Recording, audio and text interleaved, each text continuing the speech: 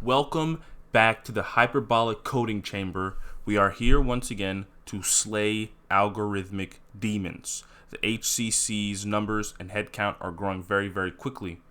And so we must devise a plan of attack against the LeetCode. I was going to say the LeetCode servers, but I don't want to. That sounds weird. But we're just going to jump. I mean, we have some comments today, and I actually have been thinking about some things. I have an idea to supercharge the Discord. I think it's going to be pretty epic. However, I'm already working on one thing, and I don't want to split my effort between two things. And yeah, I think it's also another interesting thing I was thinking about the other day. I saw an application in the App Store that I had the same idea for, and I remember having the same idea for it about a few years ago, but I kept messing around and kind of just thinking back and forth, I should make this or I should make that, and I kept switching. And yeah, it was just pretty depressing to see. I mean, it's not to say that I would have had the same success as the person on the App Store. Probably unlikely, because most of all these things is like 99% execution. But I think it's a bit of a mix, since a lot of the startup or idea pipeline stuff just says the most important thing is to be building the right thing. So it's just very interesting to see. It made me think of pretty much effort and just sticking with one thing, because in the past I would always think, oh, I would make this, then I would make this, and I would make this. Then you end up switching between so many things that I never actually ended up finishing anything, which is kind of a bummer. So hopefully this time around we will finish things. I have a graveyard of unfinished projects, as I'm sure we all share in common. So hoping to slowly eradicate the graveyard. So yeah, I have an idea, but it's an idea to supercharge Discord. I think it could be a fun thing to have. So I'll think about how I can make it make sense. So that being said, we have some comments today from Yasir Gauti. I hope I'm saying that correctly, but I think it's important to at least try. Why you don't use C on those problems? Is it hard to use C? I haven't used much C at all. I wrote some very, very small programs using C, and they had no data structures because I didn't know how to bring those in. But yeah, C, it is a bit difficult. People won't say it, but it's a bit difficult. My undergrad program was in C++, and compared to like Python or JavaScript, where you can just kind of, hand wave away the static type checking, it is a different thing, because you just end up thinking about a lot of things, which maybe is a good thing. You end up saving a lot of code because of the type checking as well. So that is tough. But yeah, C and C++, both difficult, just because I think there's like kind of like a instructional, it's like a base rule set or skill set you kind of need to pretty much just make a program work. And it can get pretty gnarly pretty quickly. For example, once you go outside of primitives like strings, floats, and integers, and you start messing with functions and then passing this by reference, but then this is a pointer to this, so you no longer use dot notation, you have to use arrow notation, but then you have to use scope resolution. It's just a lot. I'd like to start using C++ though, because we just don't have a lot of access to data structures that we need to make these problems runnable. So maybe that's something we lose. I wish, I guess it makes sense though, because LeetCode doesn't really provide any specific runtimes in the thingy, like runtimes in the environment. So I'd like, hopefully they can add that in the future, but it's hard to know. So maybe they will, maybe they won't. Either way, could be cool. And then, yeah, so I'd like to start using C++, but we shall see if we get there. And how do you have LeetCode dark mode? LeetCode dark mode. So if you want access to LeetCode dark mode, you're gonna have to join the hyperbolic coding chamber, from which you will receive a special code that you will enter into your LeetCode account. Okay, it's actually just a Chrome extension. I don't know which one it is, but it's called like dark mode or dark reader. But yeah, I just realized, I never noticed, but yeah, a lot of people, whenever I see a LeetCode video, it's in light mode, and I can't believe it, because that would like burn. That would like permanently stain my retinas. And Oliver Herber says, I felt the sigh at 9 deep in my soul. Yeah, my frustration, it's a lot. It doesn't feel, it's a lot to sit here and do the leet coding thing. So when my environment is like my code, I was recording on Mac and the screen freezes and then it starts artifacting, and then the characters and the text start getting pretty wonky. It's just so frustrating because it's kind of like it was already hard to sit down and get started, which has gotten much easier over time, but it was already hard to sit down and get started. But when it starts messing up, the sigh is just strong. The sigh is just very strong. So hopefully we can do something about that. I'm back on Windows today. And yeah, hopefully there's no more environmental issues. So that being said, I'm going to jump straight into it. It is day 126. Look out for those Discord enhancements because they're going to be pretty epic. And yeah, we shall be jumping into this. So let us begin. We have a humble 1 hour on the clock today. Hopefully we shall complete it. So yeah, hopefully we shall complete it. And let us begin. This is SQL. Nobody knows how that works. I know how to use ORM stuff a little bit. Wow, these are all SQL things. I guess it could be cool to learn SQL later on. These are all SQL things. That's interesting. Ugly number is a math problem. Third maximum number. We'll try add strings. I guess maybe we should have done the SQL ones anyway. Maybe it would have been a nice introduction. But we'll try these in reverse. So, given two non-negative integers, two non-negatives. So we're given two positive integers, num1 and num2, represented as strings. Return the sum of num1 and 2 as a string. You must solve this problem without using built-in library for handling large numbers, such as big integer. You must also not convert the inputs directly.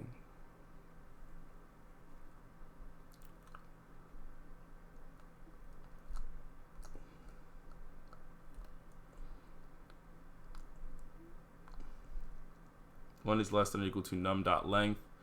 Num2.length is less than 10 to the 4. Num1 and num2 consist of only digits. 1 and num2 don't have any leading zeros except the 0 itself. This problem is reminiscent of many other problems like it, except there's an evolution of this problem, I think, which is a medium that uses a linked list instead. But it seems like we're getting 11 and 123 as a string, for which we are tasked with adding them together and returning 134. I think one thing you could do is just do two integer for both, add it and then cast it to a string, but they explicitly request that we don't do that, because that would kind of defeat the purpose of the problem. So I think well, the way that this is typically solved is that you have to do elementary addition except by hand. So given a 1, 2, 3 and 11, and if we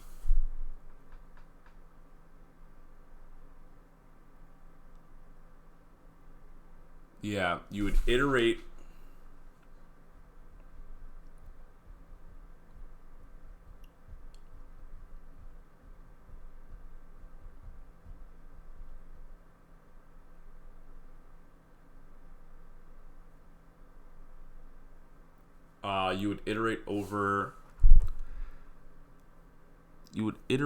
basically what you end up with is a pretty much doing hand-based addition manually. So you add 1 to 4, it doesn't create a carry. So we do 1, 2, and 1, doesn't create a carry, and then we drop down 1. I guess the question is, what would you be iterating over? I think it would just be over the smaller number. So we'd iterate over the smaller number, and we'd continue while a carry exists, or there are still characters to add here.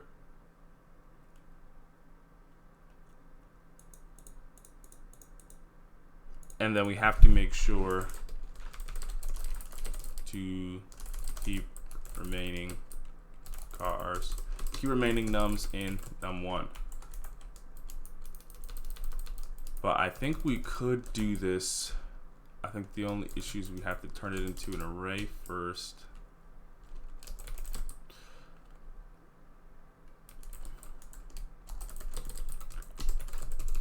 So we'll just spread num1 and num2 into an array, and then we'll keep. I should have used sharp keys, like I forgot who mentioned it. And I think another key is to iterate over it in reverse. So, and we're going to need a couple of things. We're going to need carry, which would be equal to 0. And we're going to say while carry is greater than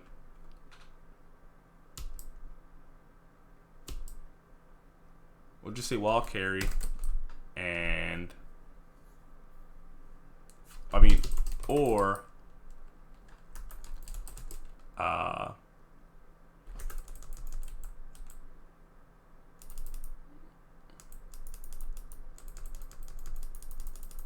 carry or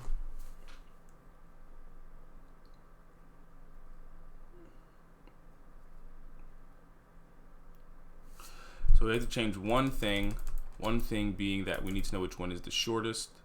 So we'll just say shortest and longest, and we'll say num1.length is less than num2.length. Then we'll spread num1 into it, otherwise we'll spread num2 into an array instead, and then we'll do the same, right? If num1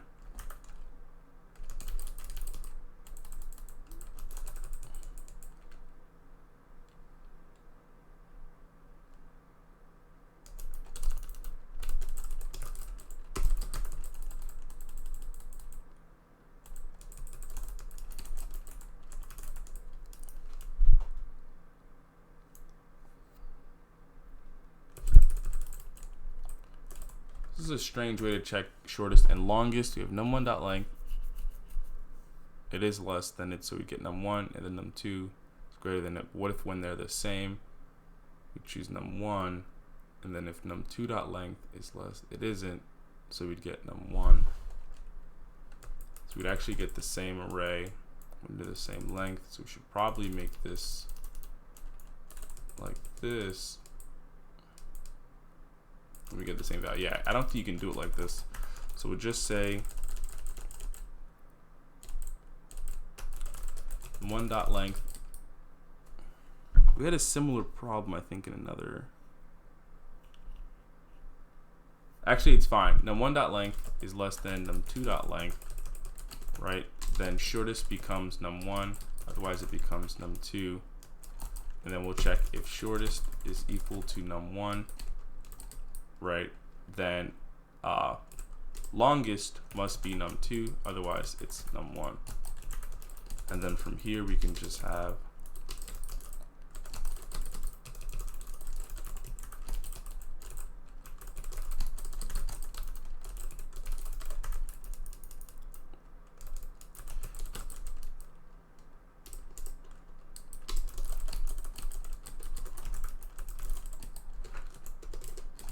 and then we'll have short r idx is less than short r.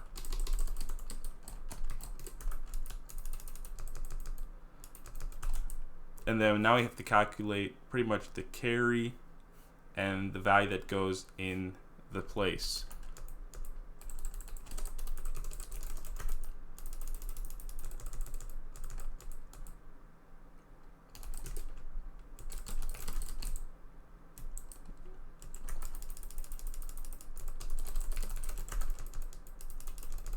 Right, so I also just realized we're gonna have to swap this around just a little bit because we're gonna be iterating in reverse. This is gonna actually be to short r dot length minus 1, and then we're gonna say while short r is greater than or equal to 0. So we're gonna start at 1, right, and 3, 1, right, and then we're gonna say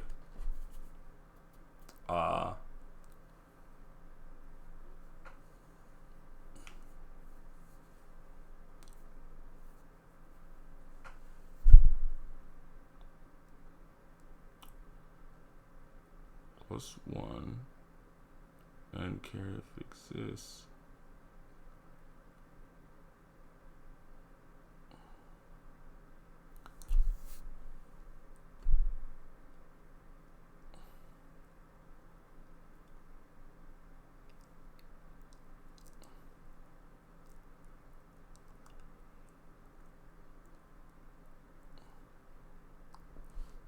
And there's a couple of tricks you can use here. I think one of them is we'd like to keep them the addition the same. So 3, we assume that carry is 0, so 0 plus 3 plus 1 will give us a value which is 4.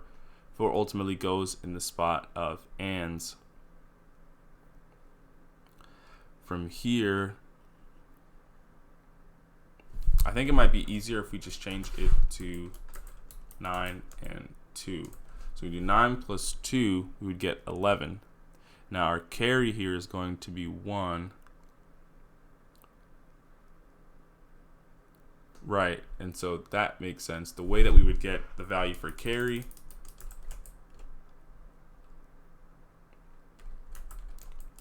is by 9 plus 2 equals 11, so we divide it by 10, we get a carry of 1.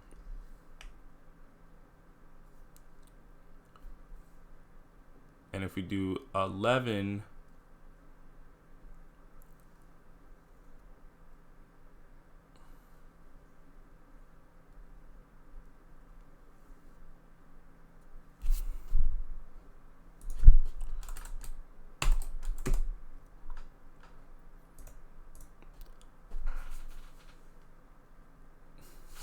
so one more better example might actually be we do 6 and 9. So we do 9 plus 6, you get 15. 9 plus 6 would be 15. We divide it by 10, we get at least 1, which would give us a carry of 1, which is good. And we want to go into that bottom spot right here would actually be 9 plus 6, which is 15. So we'd want to put a 5 there. But if we have 9 plus 6 equals 15, we could do 15 mod 10, which would give us 5. So modulus is for the output or the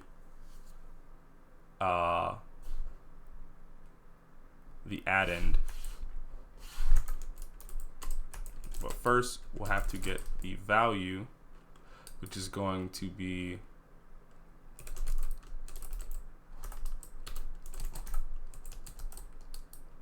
longest sub short r idx, right? Or if it doesn't exist, we'll wrap it to 0, or we'll default it to 0, right? Plus shortest sub short r idx, right? Which if it doesn't exist, we'll we'll default to 0, and then we'll say plus carry. And we actually want these to be short r and long r.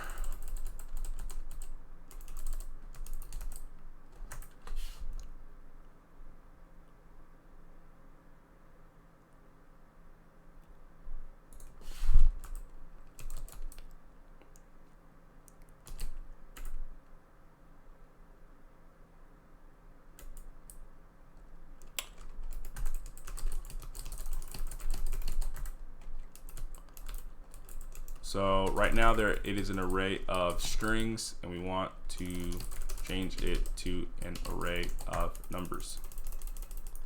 And so this will allow us to do the sum.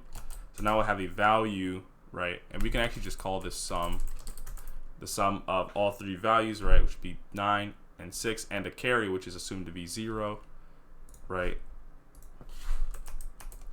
And we'd say let carry, or we don't have to say let. We don't want to redeclare it. We'll just say carry is now going to equal to sum divided by 10, but floored. And then we're going to have a digit. It's going to be sum mod 10, right? And then we're going to add sum mod 10 here to 5, which is going to be our answer. So we can just say answer plus equal, or maybe we'll just make answer an array. We're going to need to push at it from the front.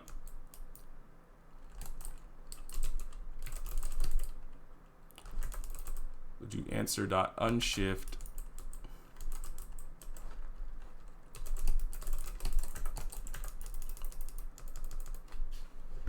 which should add, we'll get 15. They should put 5 here. They'll add 1 up here. We'll get 1, 2 plus 1, and we're gonna have to make sure to do short r idx minus equal 1. And we're gonna be here. We're gonna do 2 plus 1 plus 1, which would give us 4. Now carry is gonna be 4 divided by 10, which is gonna be 0 basically. And 4 mod 10 is going to give us 4, so we're going to unshift 4, and we should get 45 right here. And then there's one final remaining piece where we'll say short RIDX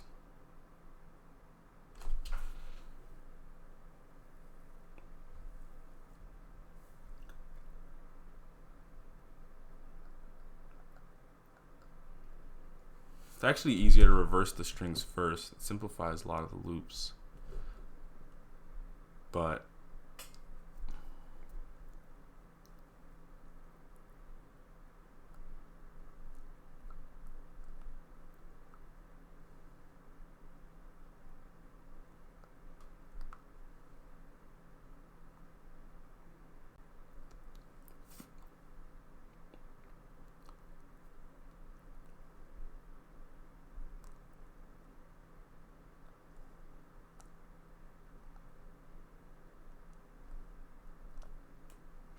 if you add two numbers together, you can never, oh wait, can there be negative numbers?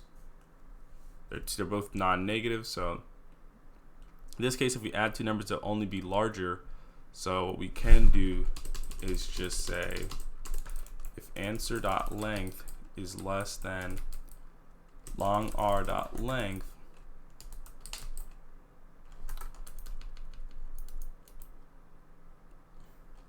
and actually might just be easier to write it as 4. Say let I equal ans.length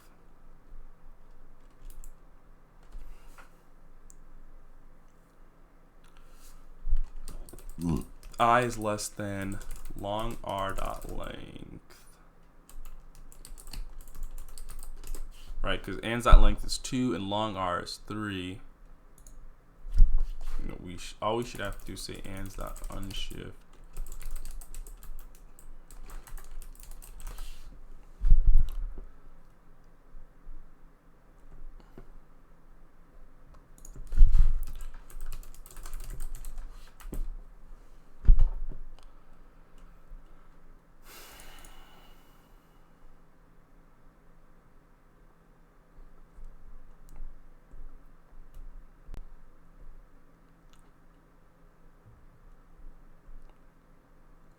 Oh.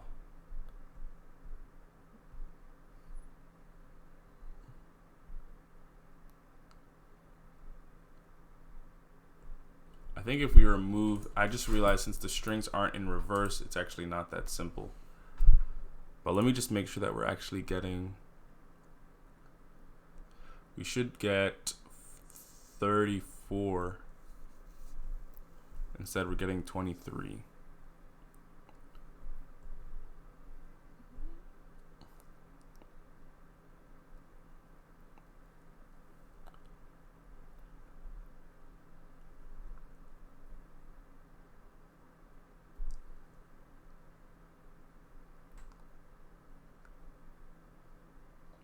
Wait a second. I don't think you can do this without reversing the strings first. We start at the end of 1. So we index 2, and we'll do 2 here.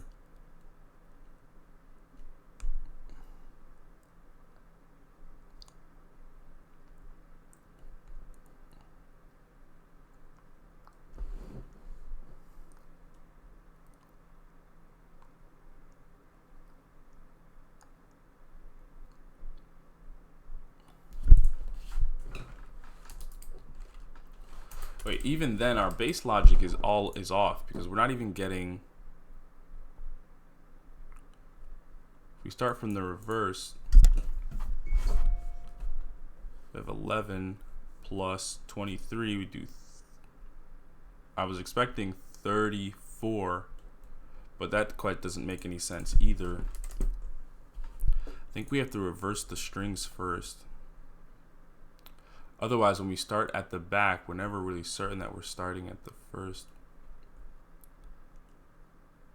at the least significant number.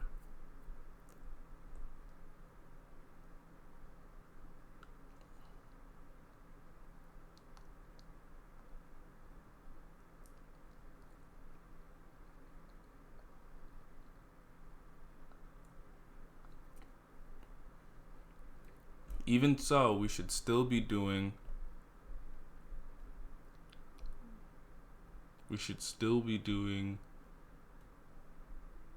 2 plus 1.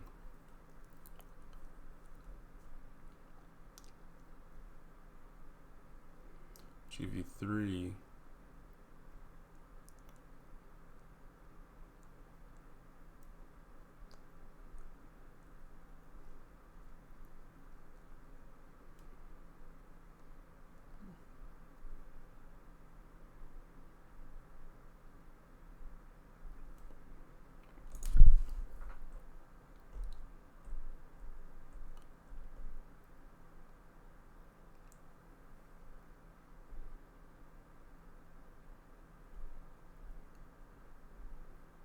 Oh no, actually I think it is working. It's adding 11 and 12 to get 23. So yeah, I think we'd have to reverse the strings first. I think, yeah, it just doesn't make sense unless you reverse the strings.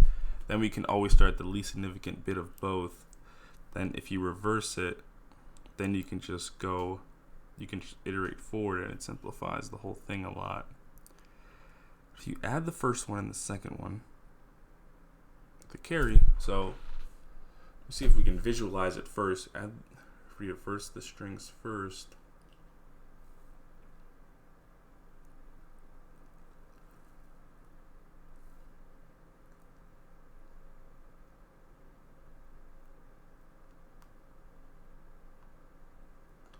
Zero, and then when we filled in the remaining characters, we can just fill it in because the index will be less than the length of the longest one.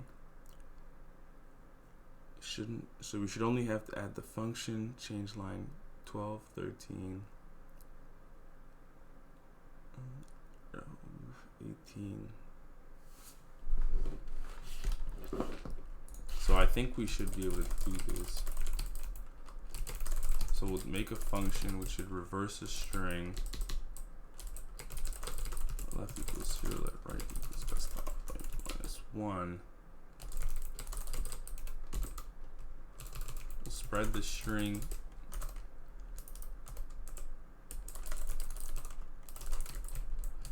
We'll spread the string into an array, pretty much turning the string into an array, and then we'll just reverse the string. We'll save r sub left. Since we're saving r sub left, we'll overwrite it with r sub right. and then we'll give R sub right value of temp left plus equal 1, right minus equal 1.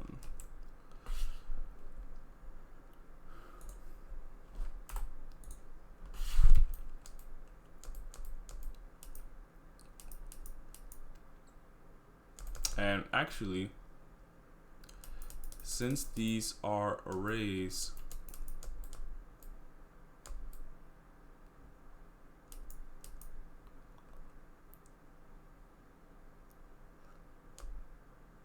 it's actually fine if this is just an array of strings.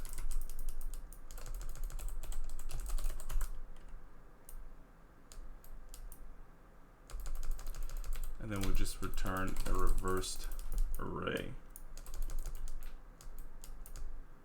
It might actually make more sense to copy it though.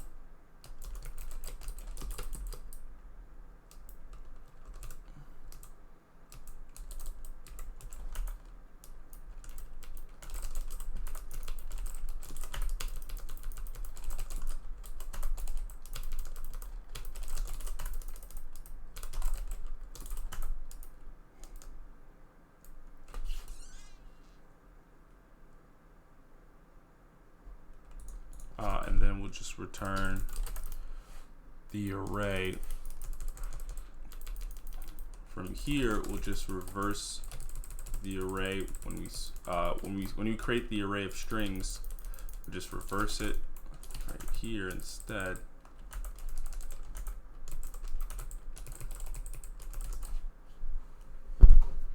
And then they should be reversed. So we spread the string into an array, we reverse the array, then we map each array element into a number.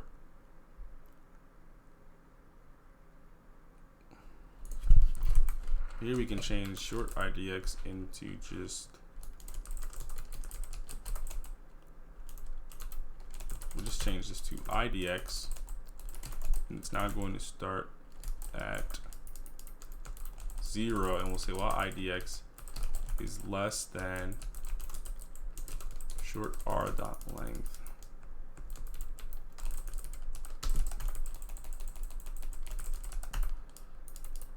We can remove this and just do IDX plus equal 1. We're going forward now since the arrays are reversed.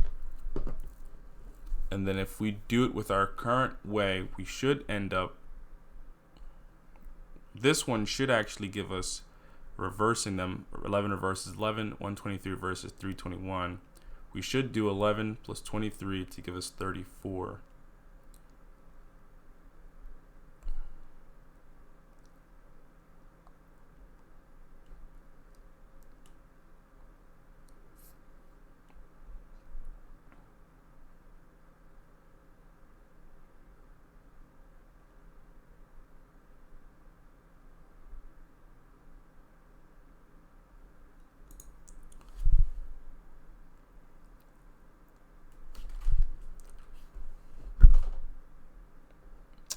So we get 4.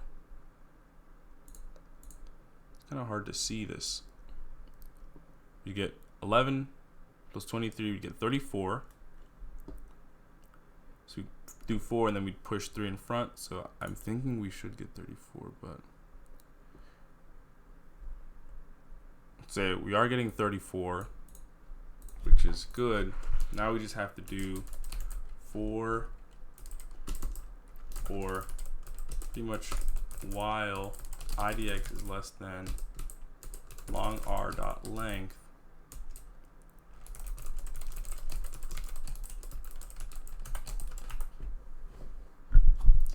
Pretty much add the remaining elements from the longest number. So pretty much we get 11 plus 23, which is fine, but there's still one character remaining afterwards because the numbers aren't the same length.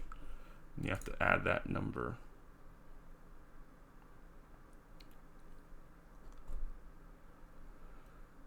So where would this not work? It works for a right, and within the same length. I had another test case for something like 22 It's 33.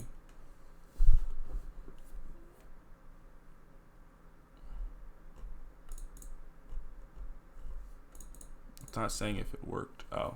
So I think this works. I think the time complexity is pretty bad, especially with. Yeah, so this does work. I guess this is a good problem to do. We've done a similar problem before. I didn't realize how important working in reverse here is, and I tried to work in reverse without reversing the string, and it just messed things up. But look, I forgot my submission here. This is 124.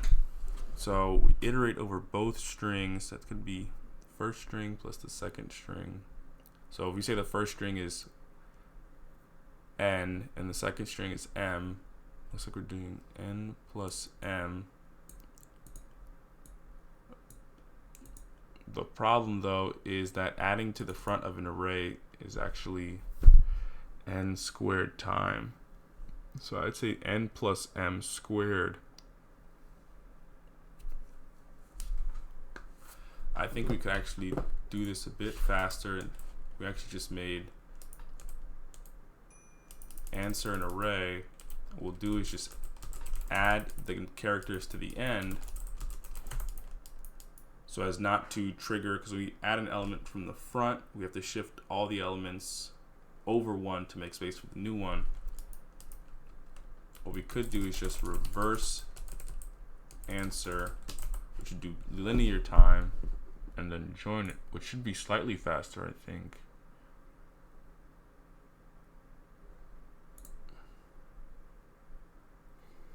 At least it should be going from n plus m squared to n plus m.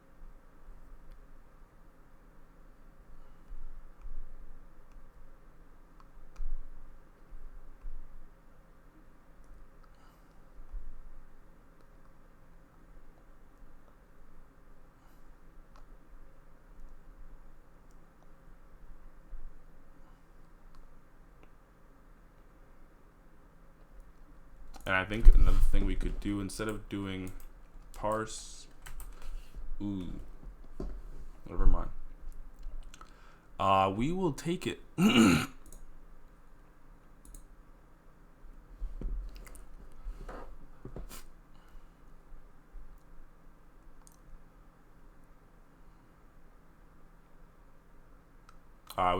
didn't mention space.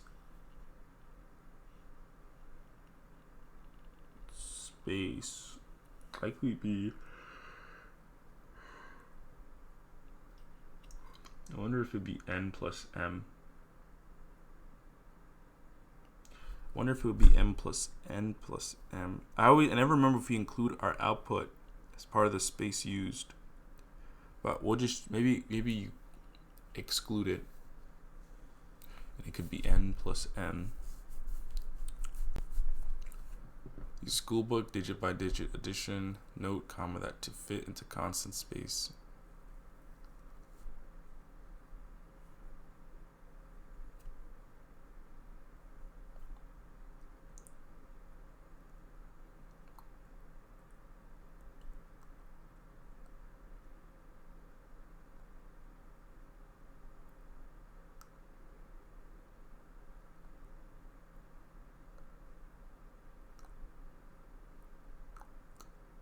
Great, the same textbook edition. Here's an example.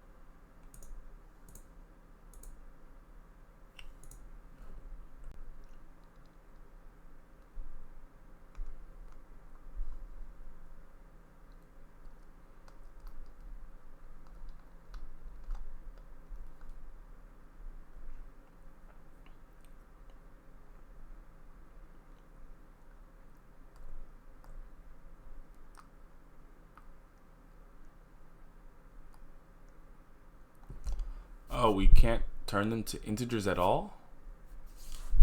Wait. Minus ord of 0.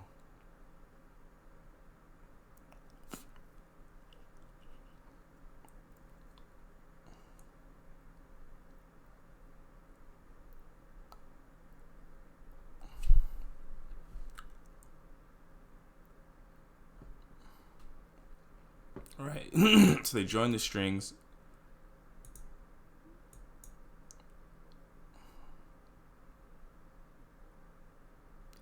And then they reverse it.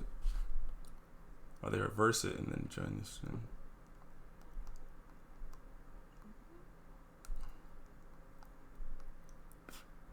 I think we said n plus m, but we're iterating over it once, so it would actually just be the max of the two, n1 or n2. And I said the same thing for the space. That is unfortunate. I see. So we'll try third maximum number. This one has a lot of dislikes.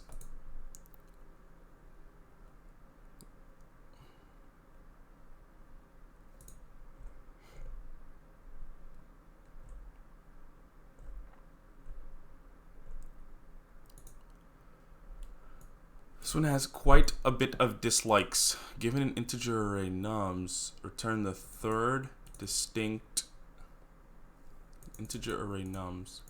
Return the third distinct maximum number in this array. Given an integer array nums.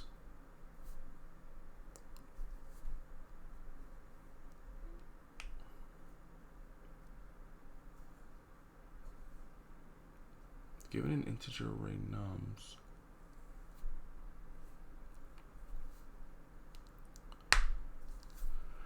Given an integer array, so we have an array of numbers. Return the third distinct maximum number in this array. If the maximum number, third maximum number does not exist, return the maximum number. So nums 3, 2, 1. The first distinct is 1. The second distinct is 2, and the third distinct maximum. We need more examples. 1, so you have a positive integer. We have to return third distinct maximum number. 1. First distinct max is 2. The second distinct max is 1. And there is no third distinct maximum. So the maximum 2 is returned instead.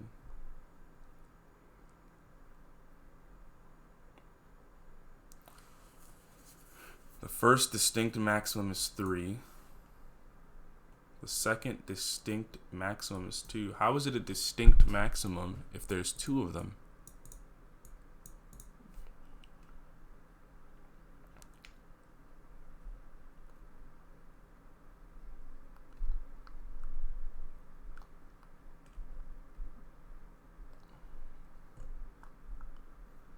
It sounds like what they want is the third,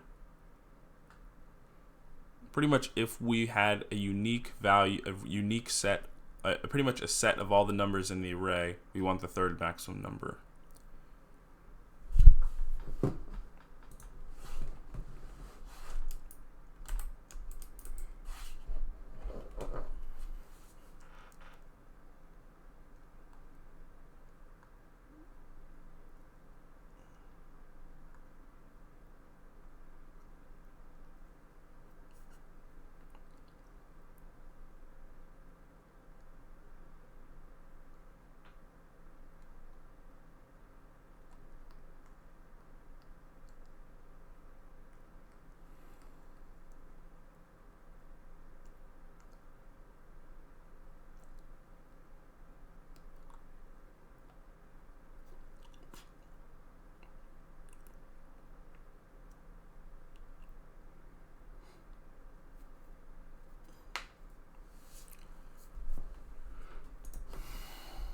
You want the third distinct. So let's just try that. What if we just load it all into a set and then sort the keys? So create a new set of numbers. Say for const num of nums with set dot add num.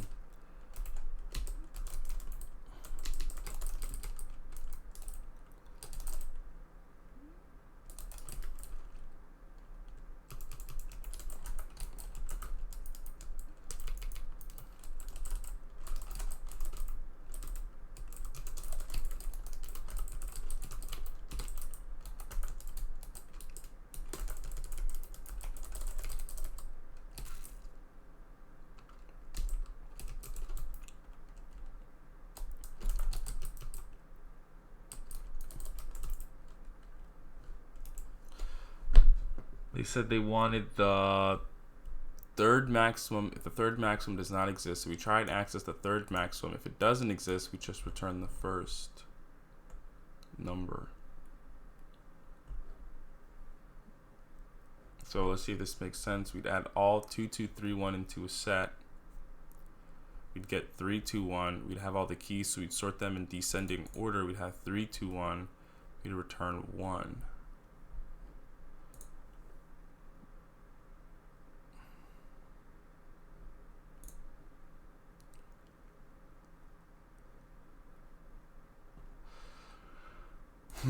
Yeah, I feel like sometimes these problems use like just confusing language or terminology. It sounds like they wanted something. I see why it has a lot of dislikes. I see why, but it looks like this time complexity would be n log n. Maybe the interesting question is, could you find an O of n solution? An O of n solution.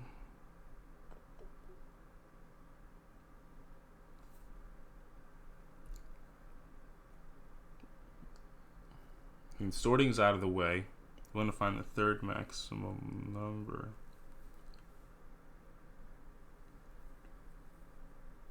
I think you could actually. No, worst case that would be n squared.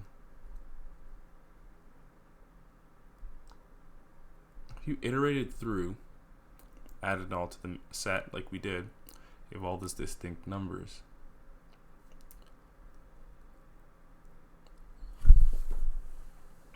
Now you want to find the third distinct number.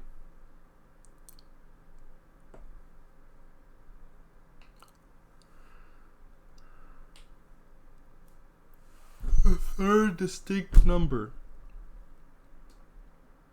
The third distinct number.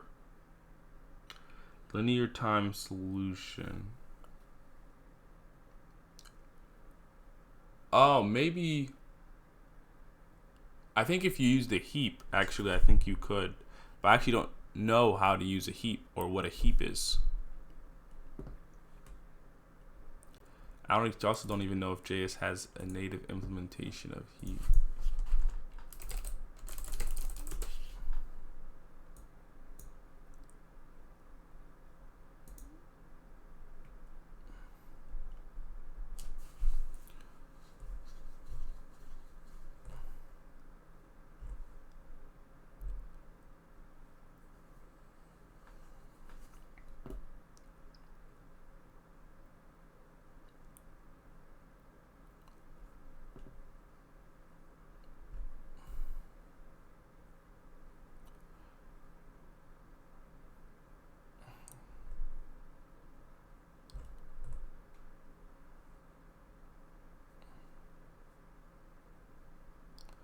Well, if you remove an element,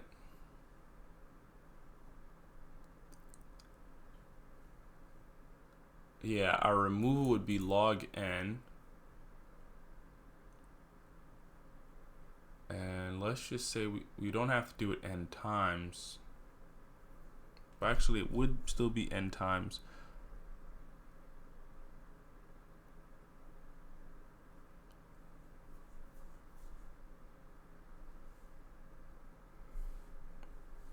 name suggests you can access elements on a priority basis in constant time using a priority queue.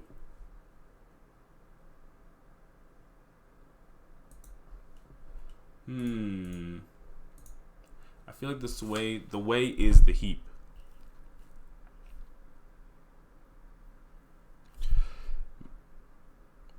Or maybe it's not. I don't really know a lot about the heap.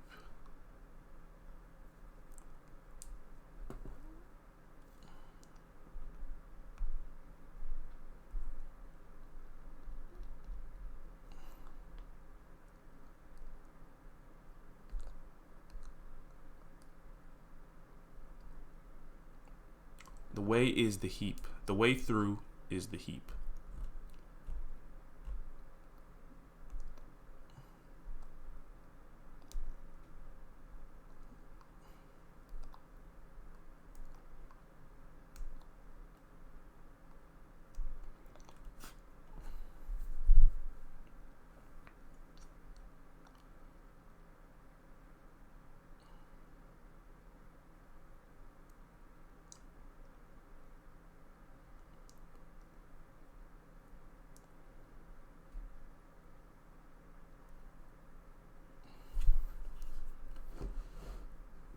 Interesting. The way.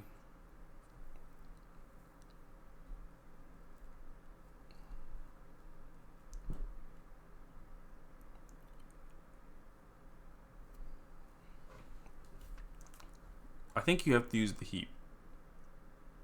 You want the third distinct number, so you would then remove the top three elements, and then you would just get the answer. So maybe this will be the first problem that we try in C++. So we use public int third max, and we just pretty much want to return an integer. So the first thing we need to do is load it into a set.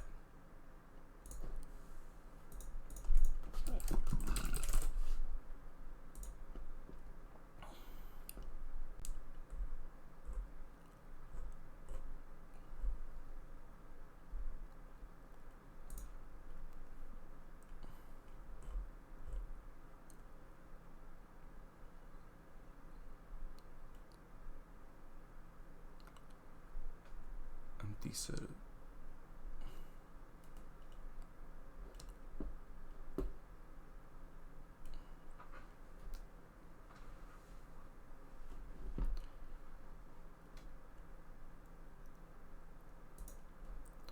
So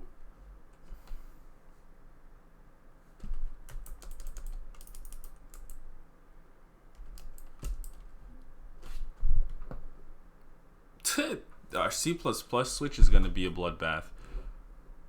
Set of type int.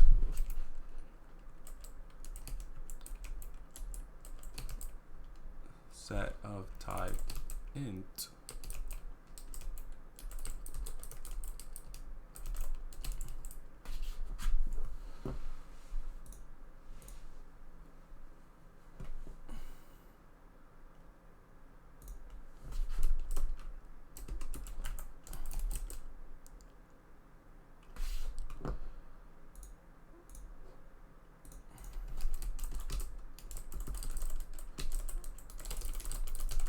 This is a mess. There's a lot of things I don't know how to do.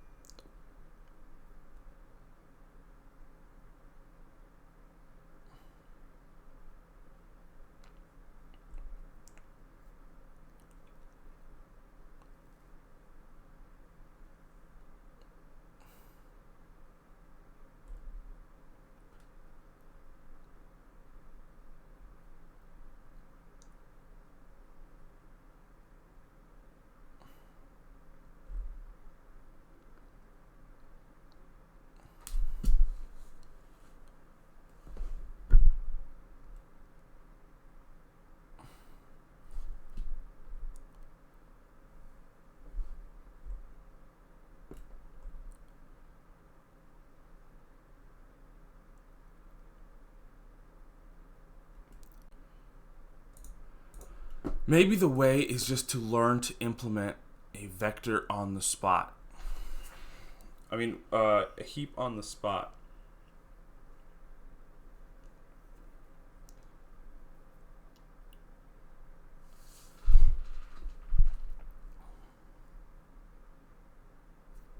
We have the set.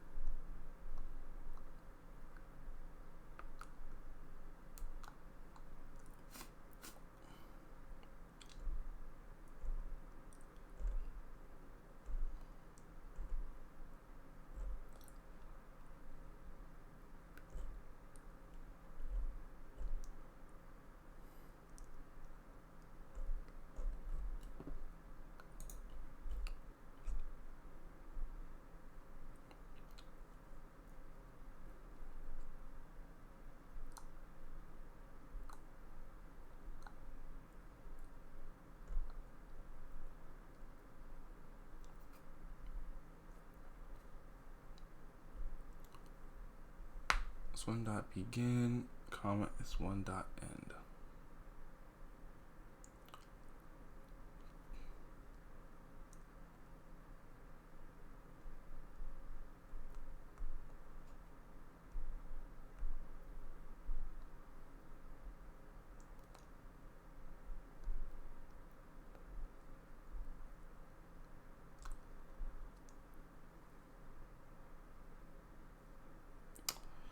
Yeah, I think that it's probably better. I probably should do this another time because I feel like I'm wasting I'm still learning about the heap, but I think the way through is the heap here.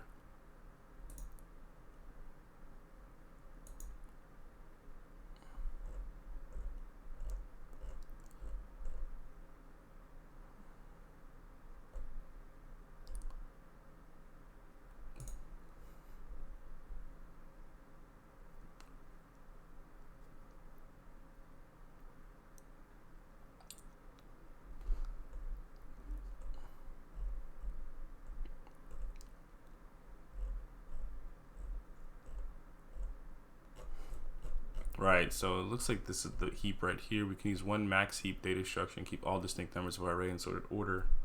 Max heap is a complete binary tree in which the key present at the root node must be greatest among the keys present at all of its children. The same property must be recursively true for all subtrees in that tree.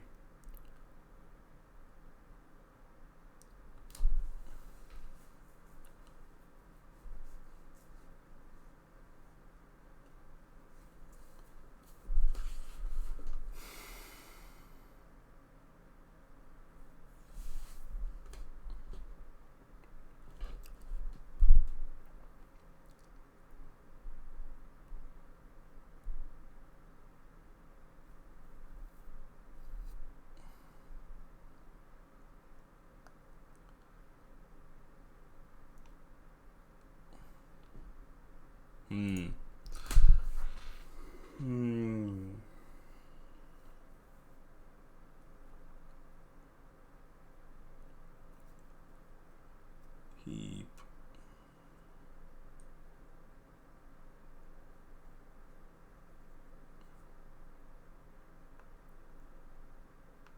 You know what? We'll keep moving. We'll come back to this one though. We might just implement it as in heap form tomorrow. I need to think about it.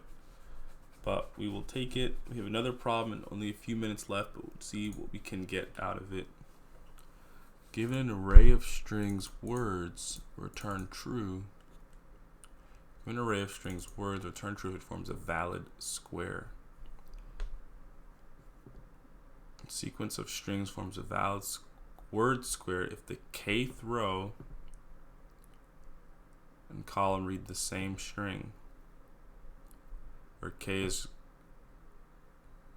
less than max number of rows and columns.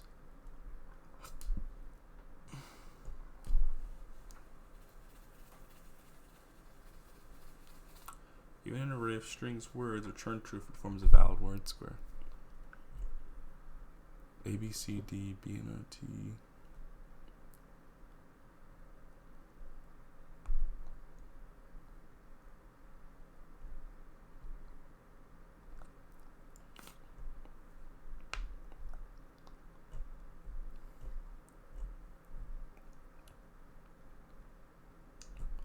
So first and first column, first row and first column both read A, B, C, D, A, B, C, D. Second row and second column both read B and R, T, and B. Oh, that's interesting. Third row and third column both read C, R, M, Y, C, R, M, Y. Fourth row and fourth column both read D, tie, D, tie.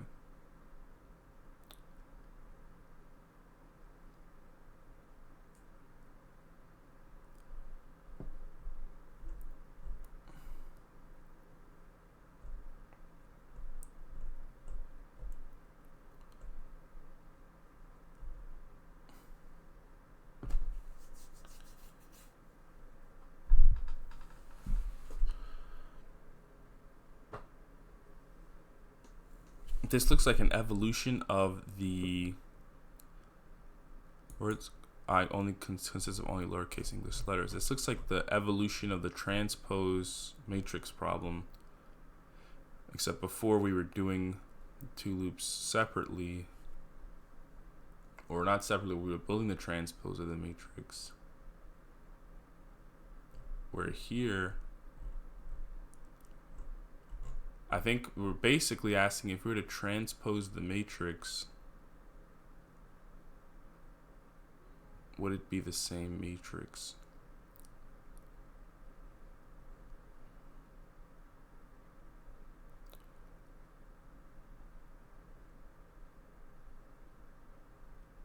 I think what you could do, for some reason there's no code in here actually. Maybe my thing is broken.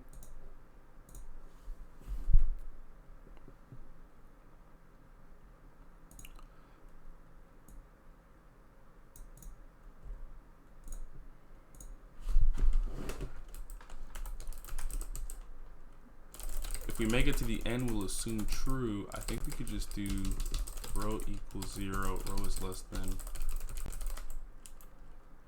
dot length row plus plus. We could duplicate it, change this to column, and then words would actually be column would actually be words sub row dot length, call plus plus. Then we could say if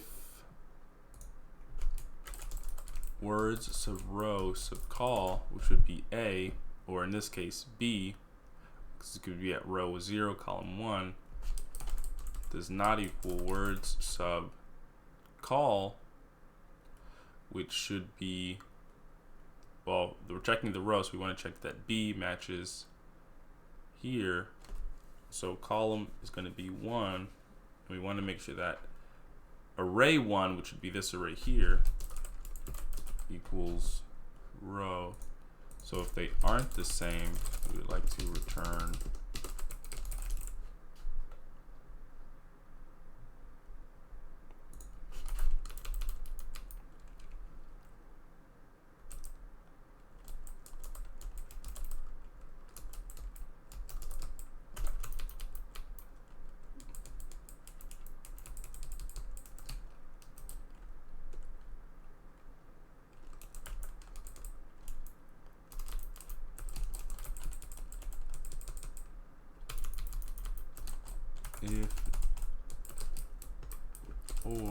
if not words call sub row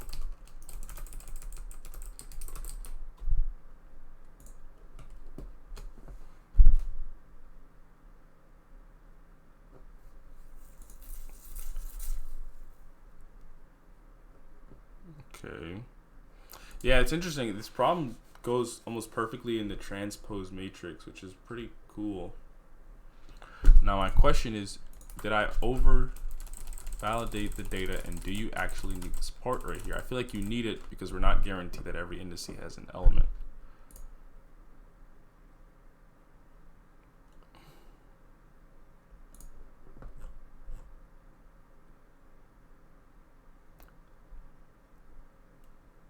Right, so these parts don't actually exist. So what if we just added nullish coalescent? Now, if they're both undefined, it'll pretend like it's true, but it still won't form a valid word square, so we get the wrong answer. You still get the right answer. So, interesting. I wonder if there's a test case.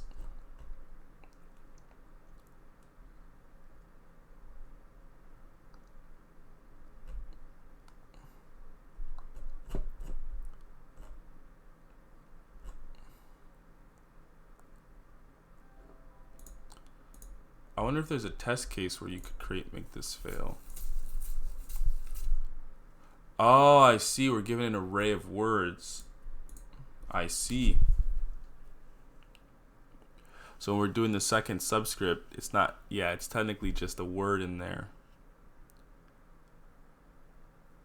What about when there's a space, though?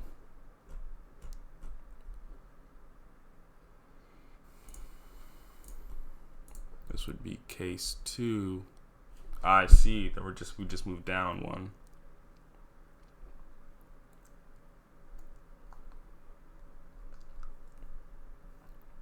Do CRM.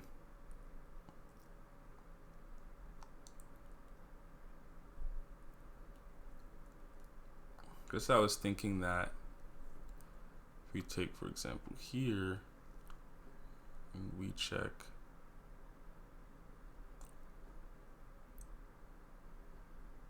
we be checking like this. See, we had to make sure they both exist.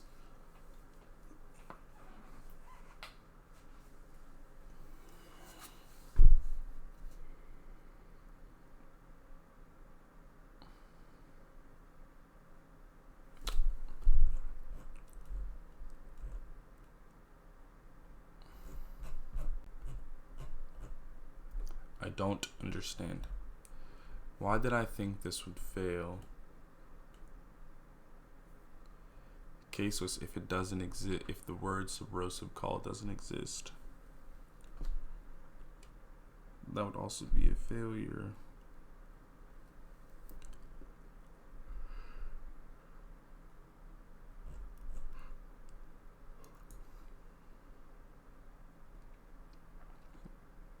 I think I see what the issue is. I think I assume that 2 letters had to exist, and they seem like they don't.